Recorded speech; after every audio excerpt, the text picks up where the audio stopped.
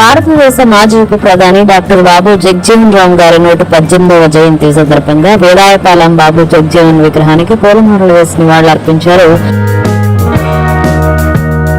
జిల్లా కలెక్టర్ ఓ Anand, municipal commissioner తదితరులు దళిత నాయకులు పాల్గొని ఘనంగా నివాళులర్పించడం జరిగింది. అనంతరం జిల్లా కలెక్టర్ మీడియాతో మాట్లాడారు.